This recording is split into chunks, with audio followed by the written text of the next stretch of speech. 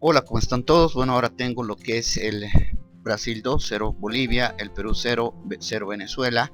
Vamos a hacer el análisis como siempre hacemos en este canal, utilizando las estadísticas oficiales de lo que es este torneo, ¿no? Lastimosamente, ustedes saben, por derechos de autor y una serie de cosas no podemos utilizar las imágenes. Pero bueno, empezamos con el partido entre Perú 0, Venezuela 0. Bien, ya estamos aquí en la página de la Conmebol, conmebol.com, donde están las estadísticas oficiales de lo que fue el Venezuela 0, Perú 0. Vamos a revisar primero las alineaciones. Venezuela formó con Wilker Fariñez, el 1, que realmente es, yo creo que va a ser una de las figuras del torneo. La verdad es que este jugador ya viene precedido de un excelente cartel y demostró todas sus credenciales en este partido, ¿no? En la parte defensiva con Luis del Pino, con Mikel Villanueva, con John Chancellor, Roberto Rosales, un poquito más adelantado Junior Moreno, luego estuvo John Murillo, Tomás Rincón y Ángel Herrera, que creo que es uno de los mejores jugadores de Venezuela, Jefferson Savarino, que no tuvo un buen partido, y en la parte delantera uno de los jugadores más experimentados e históricos de la selección venezolana, como es Salomón Rondón, ¿no? Y Perú estuvo formado por Pedro Gallese, que también mostró sus credenciales, Luis Advíncula, Carlos Zambrano, Luis Abrán, Miguel Trauco, allí un poquito más adelantado Renato Tapia, y en la parte de volantes tuvimos a Jefferson Farfán, La Foquita, Christopher González, Josimar Yotun, Cristian Cueva y Paulo Guerrero, que sería el único 9, pero la verdad es que Farfán y Cueva atacaron bastante, ¿no? Incluso yo en mi impresión vi un poquito más a Farfán. Vamos a revisar sus estadísticas. A ver, tuvo 5 remates, 20 pases, 70% de precisión. Y vamos a compararlas con la de Paulo Guerrero: 4 remates, un remate a puerta, 3 chances creadas. Paulo Guerrero tuvo un poquito más la bola, y Cristian Cueva un remate, 24 toques, 16 pases, ¿no? Entre Farfán y Paulo Guerrero fueron los que más atacaron a lo que es Venezuela, ¿no? Pero Cristian Cueva, lo único que le vi, la verdad, fue un pase, un centro que creo que fue el mejor ataque de Perú en el primer tiempo. Y no más, ¿no? Bueno, el primer tiempo fue todo para Venezuela. Que de un partido igualado, Venezuela fue un poco más en este primer tiempo. Ahí tuvimos una tarjeta amarilla al minuto 6 para Luis del Pino, que le iba a costar ya para el segundo tiempo, ¿no? Luego tuvimos una tarjeta amarilla para Renato Tapia en Perú. Y ahí al intermedio, para volver al segundo tiempo, tuvimos el primer cambio de Perú, que fue la salida de Cristian Cueva y el ingreso de Edinson Flores, el Oreja Flores, ¿no? El Oreja Flores, que creo que le dio más solidez al equipo peruano. A través de su ingreso jugó mucho mejor Perú, y es un poquito la decepción de Cristian Cueva para los peruanos, ¿no? Creo que Cueva era uno de los llamados a ser una de las figuras de este Perú, sobre todo en Brasil, porque básicamente él es un jugador que juega en Brasil, ¿no? Hay que recordar que Cueva juega en el Santos. Luego tuvimos el cambio salió Josimar Yotun y entró Andy Polo, también ahí en la línea media, que también con eso mejoró un poco más Perú. Y en Venezuela tuvimos la salida de Jefferson Savarino y la entrada de Darwin Machis. Savarino, que no jugó un buen partido, creo que fue un cambio incluso hasta tardío, ¿no? Yo creo que debía haber salido en el primer tiempo. Y ahí en el minuto 75, donde definitivamente creo que se selló el resultado, con la expulsión de Luis del Pino, que por doble amarilla fue expulsado a 15 minutos del final del partido.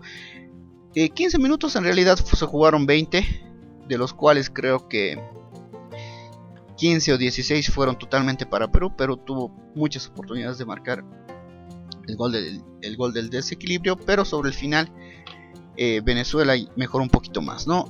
Tuvimos luego el cambio de Junior Moreno por Ronald Hernández en Venezuela, es decir, salió Junior Moreno y salió Hernández. Esto para equilibrar un poco la parte defensiva, ¿no? Ustedes saben que si te expulsan un defensor, sí o sí tienes que hacer un cambio para cubrir ese hueco, ¿no? Más bien si te expulsan un volante o un delantero, generalmente lo puedes cubrir con los jugadores que tienes en campo. Entonces el cambio fue inmediato. Luego tuvimos una tarjeta amarilla para Ángel Herrera, y aquí creo que uno de los cambios que más estaban esperando ahí en Venezuela, la salida de John Murillo y la entrada de Jefferson Soteldo, un jugador bajo de estatura, pero la verdad es que que en cuanto entró él en el minuto 84, ya en el 86-87 Venezuela empezó a crear algunas opciones de gol. Muy interesante ese jugador Soteldo. Habrá que tener cuidado con él si es que él llega a jugar contra Bolivia.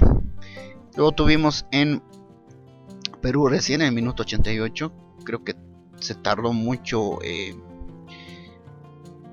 Tigre Gareca en hacer este cambio. Ingresó André Casillo y salió Christopher González, ¿no? André Casillo, que junto a Luis Advíncula hicieron estragos, si recordarán, en lo que fue el Mundial Rusia 98, Rusia 2018, pero bueno, ahora ingresó tarde. Luego tuvimos una tarjeta amarilla justamente para André Casillo y así terminó el partido 0-0. Vamos a revisar los remates a portería. Tenemos 1, 2, 3, 4, 5 remates a portería por parte de Perú. Y por parte de Venezuela también tenemos 5 remates a portería, ¿no? A ver, vamos a ver. Murillo Chancellor. Murillo fue el que más remató con 2 remates. Y en Perú tenemos a Advíncula, Abraham Guerrero, Flores, el Oreja Flores, ¿no? Justo entró en el segundo tiempo y fue el que más remató de Perú. Remates afuera tuvimos simplemente 3 para lo que es Venezuela. Y tuvimos 1, 2, 3, 4, 5, 6, 7, 8 para Perú. Remates bloqueados, 3 para Venezuela y 5 para Perú. En cuanto a posesión en cuanto a la posesión, tuvimos 55.7% para Perú en el primer tiempo. Para Venezuela, 55.7% para Venezuela el primer tiempo y el 44.3% para Perú. Y en el segundo tiempo se voltearon las cosas, ¿no? 43.9% para Venezuela y 56.1% para Perú. Entonces vemos lo que estamos diciendo, ¿no? Que el primer tiempo fue para Venezuela, no tan marcado, pero sí fue para Venezuela, y el segundo tiempo fue un poquito más para Perú. En cuanto al partido completo, total equilibrio 49.7% y 50.3%, lo cual nos hace decir que fue un empate bastante justo, ¿no? Bueno, ustedes pueden ingresar aquí y ver luego las estadísticas de los diferentes. No lo vamos a hacer, ya les voy a dejar el link de estas estadísticas en los comentarios. Y la verdad es que viendo el rendimiento de ambos equipos, creo que le podemos hacer partidos. Es que lo plantea más inteligentemente Villegas. Lo que sí estoy temiendo es un poquito el Luis Advíncula, ¿no? Ahora que vamos a jugar contra Perú mañana, justamente ahí por el izquierdo, el cambio que está queriendo hacer Villegas es meter a Fernández. Y Bejarano Fernández dice que querían por esta banda. Definitivamente creo que Chumacero y Saavedra, bueno, vamos a hablar de la selección boliviana más adelante, pero creo que no terminaron de dar la talla. Pero lo que me preocupa es mucho Advíncula, ¿no? Es un jugador bastante rápido, bastante dominio de balón y que puede hacer estragos por ese lateral si es que Bejarano pierde las marcas como fue contra Perú. Y por el otro lado también está Trauco y está Cueva también, que si vuelve a jugar Cueva nos va a ocasionar muchos problemas, ¿no? No sé, la verdad es que cómo contrarrestaríamos el problema de la gran ventaja de Perú que le vi en este partido fue que tiene bastante velocidad, bastante precisión en los pases. Y es algo que vamos a tener que ver cómo lo maneja Villegas, ¿no?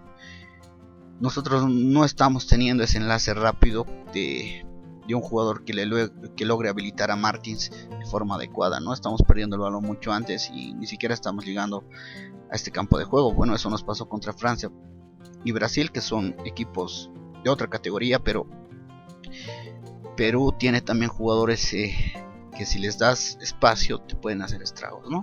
De Venezuela vamos a hablar después, aún nos falta conocer incluso de dónde son estos jugadores de Venezuela, pero lo vamos a revisar un poquito después. Bueno, eso sería lo que es respecto a este partido entre Venezuela y Perú. Bien, ahora sí nos vamos a meter de lleno a este partido que fue el Brasil versus Bolivia. La verdad es que me demoré un poco por hacer el video porque estaba esperando el resultado del día sábado, ¿no? Entre Venezuela y Perú para que sea un poquito más completo de la primera fecha, pero resulta que, bueno, como hubo fiesta y yo tengo otras actividades, pues decía, no, y me estoy pudiendo incorporar a igualarme con esto. Si es que es un poquito tarde, que ya se está pensando más en el partido contra Perú. Bueno, pero bueno, ahora voy a dar mi opinión acerca de lo que fue este partido, ¿no? Así presentaron ambos equipos las alineaciones y esta es la de Bolivia, la vamos a analizar un poquito más adelante.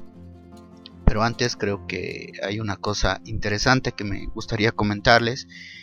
Es que esto, el otro día, específicamente el día viernes antes del partido, el Turco Verdeja en el programa que tiene en Super Sports 365, el día del partido, justamente al mediodía, dijo algo como que un periodista brasileño amigo mío me pidió que yo le vaya a decir un poquito las características de los jugadores de Bolivia, porque prácticamente no conocen a ninguno, ¿no? Y dijo que nunca me había pasado esto, nunca había sucedido que periodistas extranjeros me consulten sobre prácticamente toda la selección boliviana. Y lo dijo así a modo de anécdota, pero la verdad es que en la noche luego salió la alineación de la DirecTV Sports, de la cuenta oficial. Esta fue publicada en Twitter y ahí podemos ver la alineación de Bolivia, ¿no? Está el Lampe, está Hakim, que es el 4, pero vean dónde colocan a Hakim y vean cómo está Bolivia la conformación. Está un 3-4-1-1, ¿no? Cosa que no fue así. Podemos ver a Ervin Saavedra, el 6, está aquí de marcador central, prácticamente de stopper. Ustedes saben que Saavedra nunca, ni siquiera es defensa, ni siquiera está inscrito como defensa en lo que es la lista de la Copa América. Luego Marvin Bejarano, el 17, el único que está en su lugar, bueno, uno de los únicos. Raúl Castro con la 14, que cuando Castro fue el enganche, ¿no? Bejarano con la 8, él sí creo que, no, incluso Bejarano es el lateral derecho, no debería estar más aquí abajo.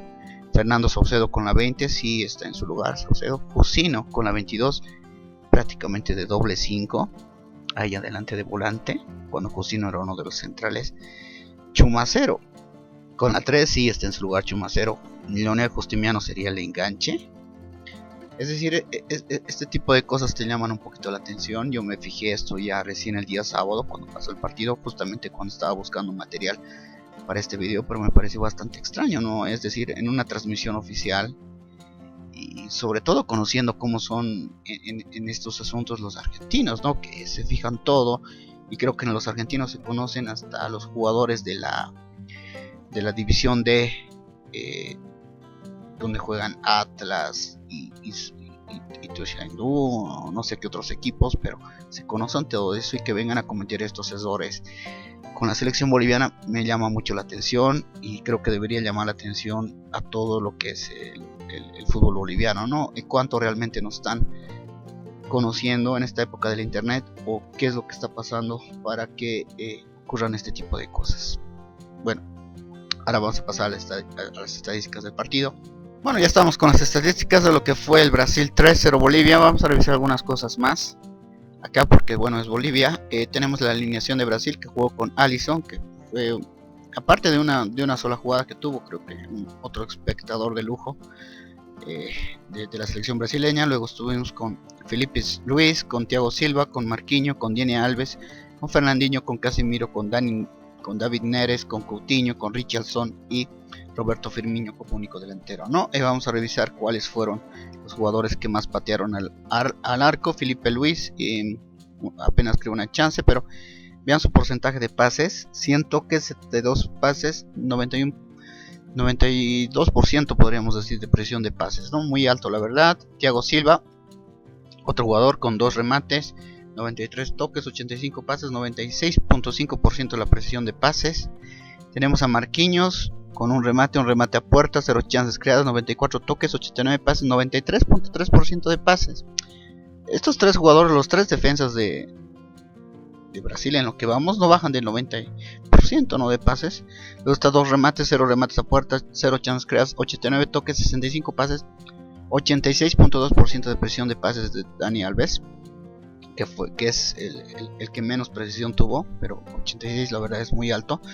Y tuvo 2 remates a puerta, ¿no? Luego estamos con Casemiro con 3 remates, 0 remates a puerta, una chance creada, 91 toques, 70 pases, 87.1% de precisión de pases. También bastante alto. 2 faltas cometidas, 6 faltas cometidas. 2 faltas recibidas, perdón. Fernandinho con un remate, 0 remates a puerta, una chance creada, 65 toques, 56 pases, 82.1% de presión de pases, 3 quites, 0 faltas recibidas, 2 faltas cometidas, ¿no? Tenemos a David Neres con un remate, 0 remates a puerta, 2 chances creadas, 51 toques, 31 pases, 83.9% de presión de pases, un quite, 0 faltas recibidas, 3 faltas cometidas. Coutinho con 5 remates, 2 remates a puerta, 4 chances creadas, 76 toques, 46 pases, 93.5% de presión de pases, 7 quites, 1 falta recibida, 0 faltas cometidas. Uno de los más altos, Coutinho, también el que más remató a la puerta boliviana. Bueno, él marcó 2 goles, ¿no? Richarlison con 2 remates, 0 remates a puerta, una chance creada, 59 toques, 36 pases, 75% de presión de pases, el más bajo hasta el momento de la selección brasileña. Un quite, 4 faltas recibidas, una falta cometida. Creo que de Dani Alves no, incluso de Dani Alves era 10%, 75% sería. Y luego lo tenemos a Firmino, ¿no? Con un remate a puerta, 2 chances creadas, 44 toques, 33 pases, 81.8% de presión de pases, 3 quites, una falta cometida. Acuérdense de esto, simplemente 75% de Richarlison, que es el más bajo en presión de pases. Y vamos a revisar ahora Bolivia. Bolivia que la verdad es que Eduardo Villegas creo que estuvo mareando la perdiz con eso del cambio de Leonardo Vaca por Chumacero y de Roberto Fernández por Ervin Saavedra. Al final el equipo terminó siendo el mismo. Básicamente 10 repitieron del equipo contra Francia, ¿no? El único cambio que hubo fue que ingresó Fernando Saucedo por Galindo, que ustedes saben no tuvo una buena performance contra Francia. Y creo que con Saucedo es verdad, jugó mucho mejor la segunda parte contra Francia, pero repito, ¿no? Ese partido contra Francia, la segunda parte fue menos que un entrenamiento para Francia. Solo hay ese jugador, el del Bayern Múnich, que seguía queriendo meter goles para Francia, pero luego básicamente todos se llamaron a relajo. Así es que decidió el ingreso de Fernando Saucedo Villegas en esta oportunidad, y el cambio posicional, el único que vimos que puso a Ervin Saavedra en el lugar que ha estado jugando en Bolívar, pero lastimosamente Saavedra sigue sin dar la talla, ¿no? En esta selección boliviana. Creo que va a ser un cambio, porque la verdad es que Leonardo Vaca en el segundo tiempo mostró muchas cosas más interesantes, así es que yo creo que ese va a ser un cambio obligatorio. Y bueno, Chumacero, que jugó por la parte izquierda, que mostró alguito, pero no es el Chumacero que conocimos en The Strongest, que conocimos en la misma selección boliviana, ¿no? Algo está pasando con este jugador que seguramente lo tendrá que analizar Villegas. Ahora bien, la alineación entonces fue con Carlos Lampe al arco, Diego Bejarano por la derecha, Luis Jaquín y Ducusino, que son los centrales titulares de la selección, Marvin Bejarano por la izquierda. Y ahí en la parte de volantes, creo que es en la parte que más fallas tuvimos: Ervin Saavedra, Leonel Justiniano, Fernando Saucedo, Alejandro Chumacero, Dencanche, Raúl Castro y el 9 Marcelo Martins, que fue el único delantero. No, vamos a revisar sus estadísticas. Tenemos Carlos Lampe con 2 atajadas, 5 remates conseguidos, 40% de atajadas exitosas, un centro atrapado. Luego tenemos Diego Bejarano, que miren sus estadísticas: 0 en cuanto a ofensiva. En cuanto a toques, 41 toques, 16 pases, 62.5% de presión de pases, 4 quites, una falta recibida, 62.5%. El más bajo de Brasil, recuerden, es 75% de Richarlison, y aquí ya vamos con un 62%. Y Luis Jaquín 0-0 también en la parte ofensiva, 28 toques, 14 pases, 64.3% de precisión de pases, ¿no? 0 quites, 0 faltas recibidas, 0 faltas cometidas. Esto es interesante, esta estadística de Jaquín.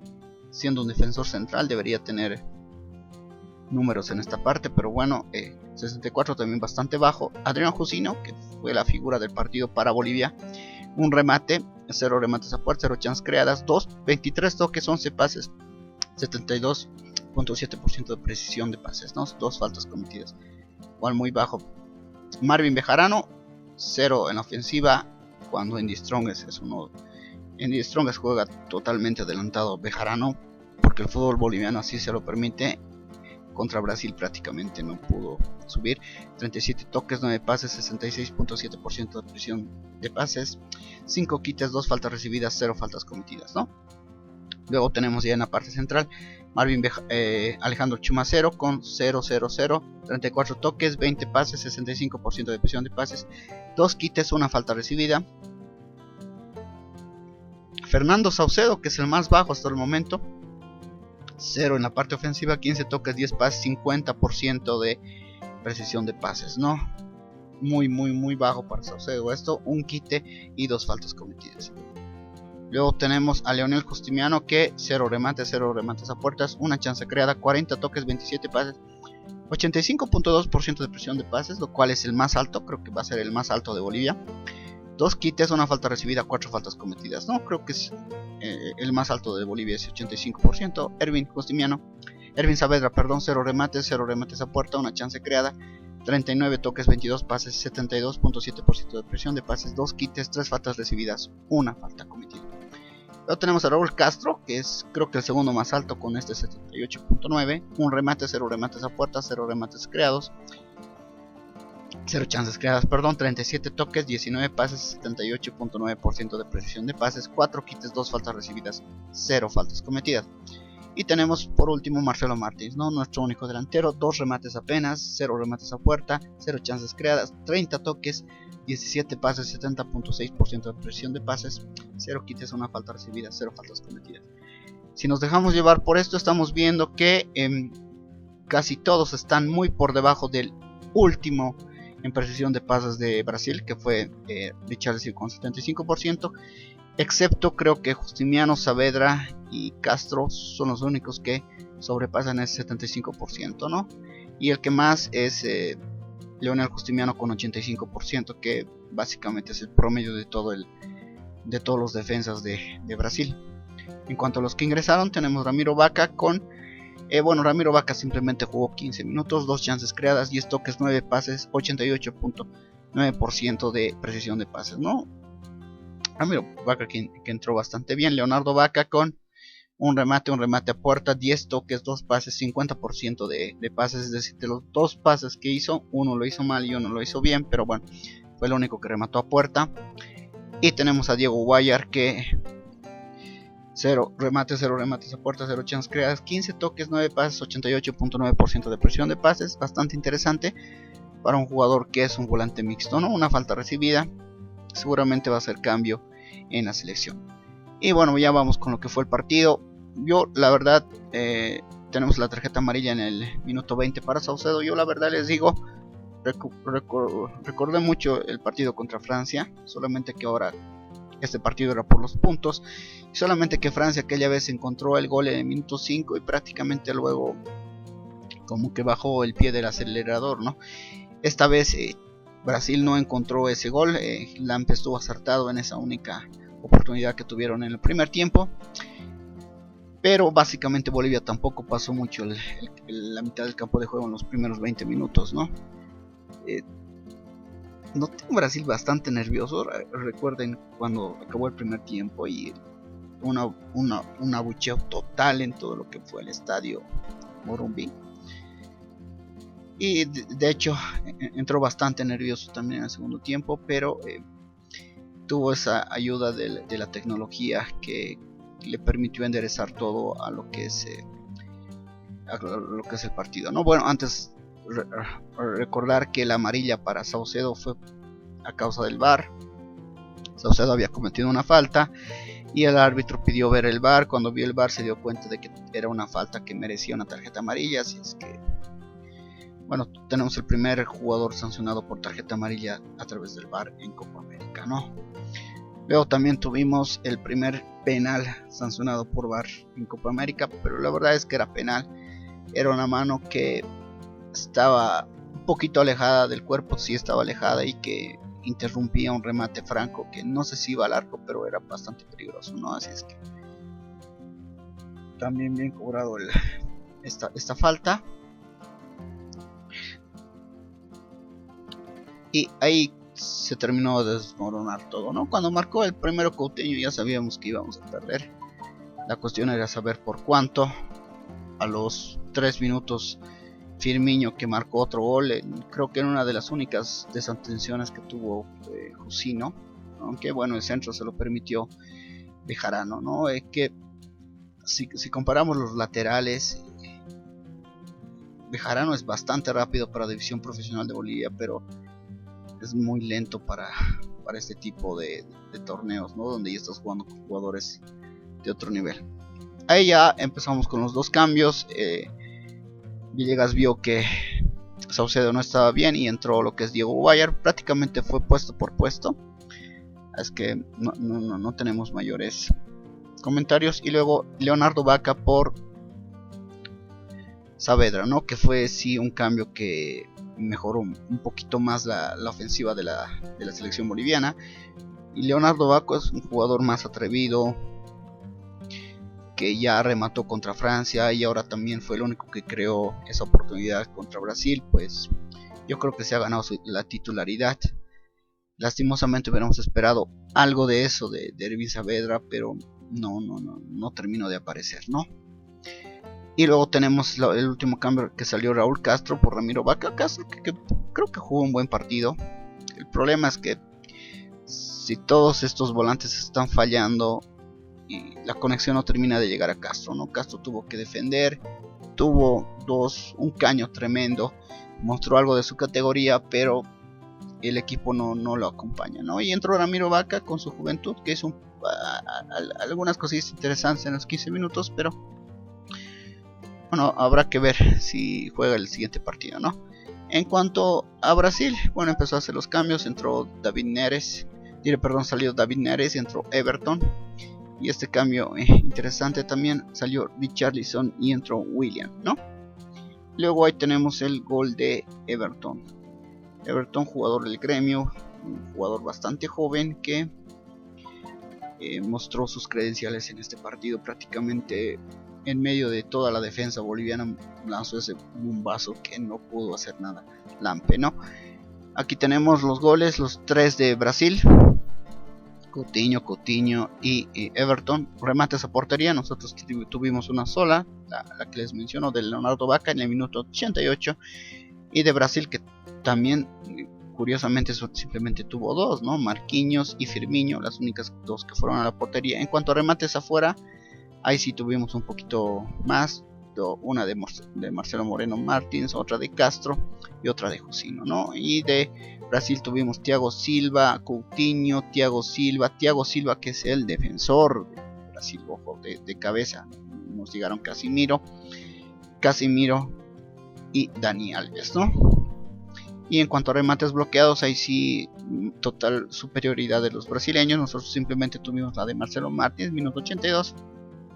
Y Brasil tuvo la de David Neres, la de Richarlison, la de Coutinho, la de Dani Alves, la de Richarlison, la de Fernandinho y la de Gabriel Jesús. Gabriel Jesús, que ingresó en el segundo tiempo y no les había contado, ¿no? Gabriel Jesús entró por Roberto Firmino en el minuto 65, luego ya de que estábamos perdiendo 2-0.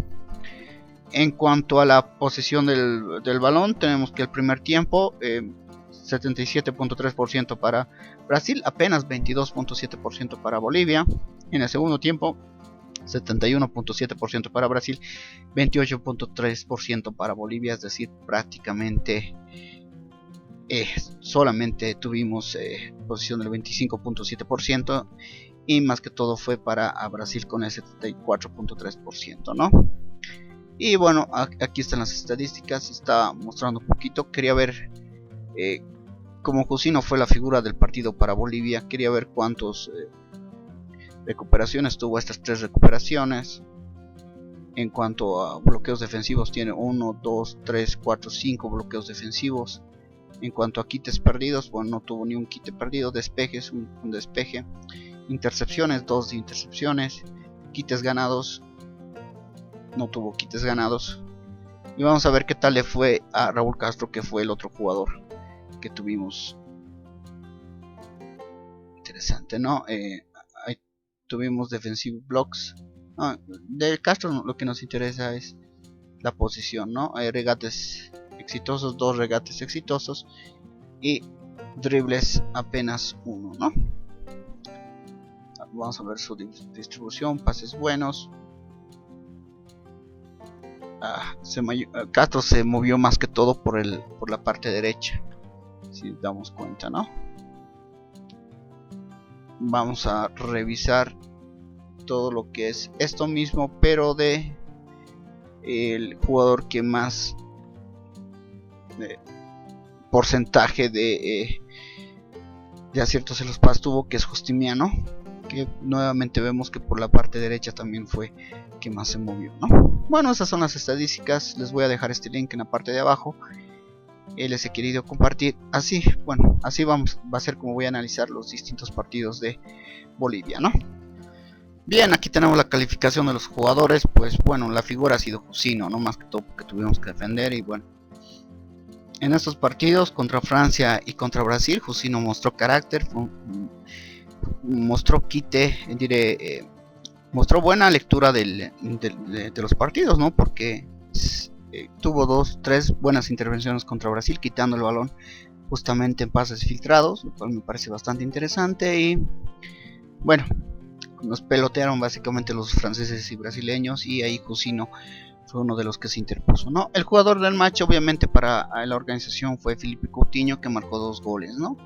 Coutinho, que también, como lo vimos en las estadísticas, fue el jugador que más veces remató, que inquietó al arco boliviano. Se presentaron las dos alineaciones. Bueno, esta es la alineación de Bolívar, aquí es de Bolivia, perdón. Aquí están todos los suplentes, ¿no? Que prácticamente, como es Copa América, van creo que los 12 restantes a lo que es el banco de suplentes, ¿no? Ahí vemos a Cordano, Rojas, así es que están todos los que no entraron. Bien, aquí está la calificación. Carlos Lampe, creo que le coloco un 6, más que todo por esa tajada que tuvo en el primer tiempo. Creo que, a ver, en los goles 1-2, creo que no tuvo mucho que ver. Lo que sí está preocupando, y creo que lo notaron varios, es que no está jugando bien con los pies, ¿no? Tuvo 3 o 2 malas salidas. Pudo ser peor. En una de esas Jusino se interpuso, y en la otra, bueno, Brasil no terminó de marcar, pero es algo que Lampe había estado trabajando bastante, la verdad. En San José se notaba que quería jugar con los pies, pero ahora en la selección tuvo estos errores que tiene que mejorar, ¿no? En cuanto luego tenemos a Alejandro Chumacero, creo que un 4, más que todo porque creo que esperábamos más de Chumacero, ¿no? Él, luego de estar en México, uno esperaba que hubiera mejorado un poquito más, pero está prácticamente al mismo nivel de todos los jugadores de la selección. Luego tenemos Luis Jaquín, que cumplió también una buena labor junto a Jusino. Jaquín, que sí está mostrando un jugador mucho mejor del que estaba en Oriente Petrolero. Bueno, es la percepción que yo estoy teniendo, ¿no? Erwin Saavedra un 3. Algo ha pasado con Saavedra, o realmente digo, su nivel es simplemente es el que para jugadores de división profesional, y no es para otro nivel, ¿no? Yo creo que va a jugar Vaca y el siguiente partido. Tal vez Saavedra entre de recambio, y tal vez ahí nos muestre algo más, pero Saavedra mostró poco hasta ahora en la selección boliviana, sobre todo en los dos partidos que hemos estado revisando, que son contra Francia y contra Brasil, ¿no? Luego tenemos a Leonel Justiniano con 5. De verdad tuvo bastante presión en pases, pero igual fue bastante rebasado ahí en la parte del medio. Diego Bejarano con 4. Tuvo mucho trabajo por su lateral, sobre todo con el jugador del Atlético, con Felipe Luis. Pero bueno, también le falta. Marcelo Moreno, hay algo que es lo que no está entendiendo, es esa necesidad que tiene Carlos Lampe de sacar todos los balones hacia Marcelo Martins, ¿no? Lo hace con dirección todo, pero siempre lo adelantaron a Marcelo Martins, ¿no? No recuerdo una sola que a un pase de Lampe le agarrara a Marcelo Martins. Entonces se debería buscar otras alternativas, ¿no? Se debería buscar otras otra cosa, es lo que yo estoy viendo en todo esto. Lampe tal vez debería salir jugando. Era bastante peligroso porque los brasileños nos quitaban el balón antes de llegar a media cancha, pero no simplemente buscar a Martins, ¿no? Si ya lo tienes cubierto a Martins, tal vez no sé, saber de algún otro, buscar otras formas. Fue muy repetido eso de que Carlos Lampe lance los balonazos y Marcelo Martínez nunca las agarra, ¿no? Luego, bueno, Fernando Saucedo un 3, muy bajo Saucedo. Luego de la tarjeta amarilla creo que se condicionó él mismo. Tal vez Guayar sea una interesante alternativa en su posición. O porque no, estoy pensando tal vez en Arano, ¿no? Que tiene un poco más de potencia. El mismo Galindo tal vez. Habrá que ver. Creo que Guayar tal vez se ganó su puesto, su regreso a ser titular de la selección, ¿no? Raúl Castro un 6. Lo hizo bastante bien Castro, algunas fugaces apariciones de su categoría, pero al estar el equipo muy atrás no permite que él haga lo que tiene que hacer, ¿no? Si tuvo un remate, creo que una de las pocas chances del primer tiempo que pudo haber rematado mejor, la mandó a otro lado, pero creo que Castro va a seguir siendo el conductor de la selección boliviana. Marvin Bejarano un 5, con un Brasil que tiene bastantes laterales. Bejarano prácticamente no pudo subir. Esperemos que contra Perú, creo que por su banda va a ir a contra Trauco. Habrá que ver cómo va por ahí, ¿no? Y seguramente se está hablando ya de que Roberto Fernández podría ingresar ahí en esa dupla que quiere hacer Villegas Fernández Bejarano, ¿no? Que tal vez nos dé más opciones. Y por último, bueno, Adrián Jusino, que al ser la figura de la selección, bueno, le puso un 7. Para mí que está fallando aún en la salida.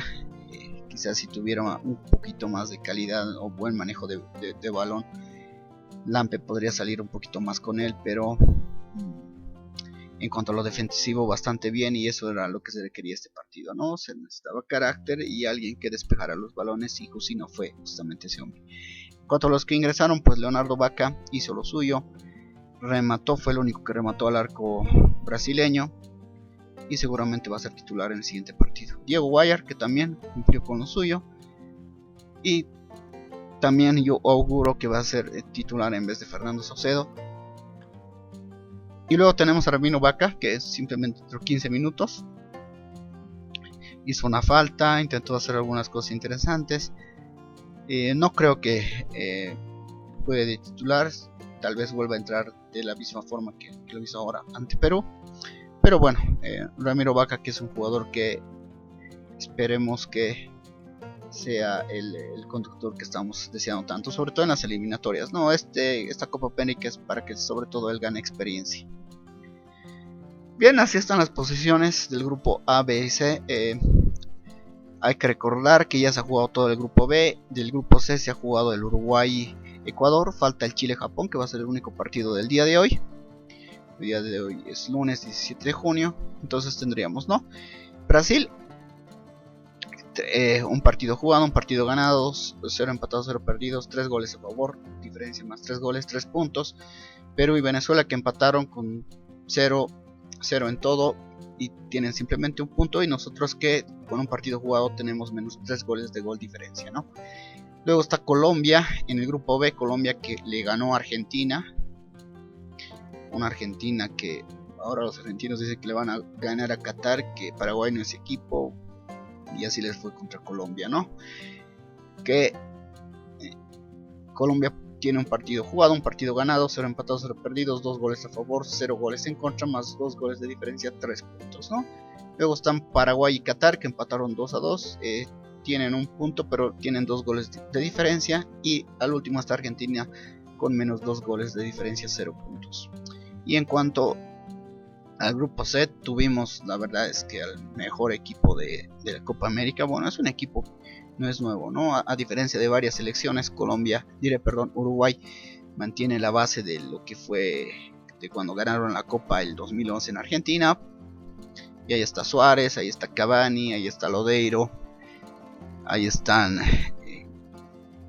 Godín, ahí atrás Laxalt y las nuevas figuras, ¿no? Laxalt, Nández.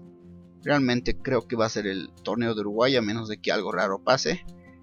Pero Uruguay mostró que está para salir campeón de Copa América, ¿no?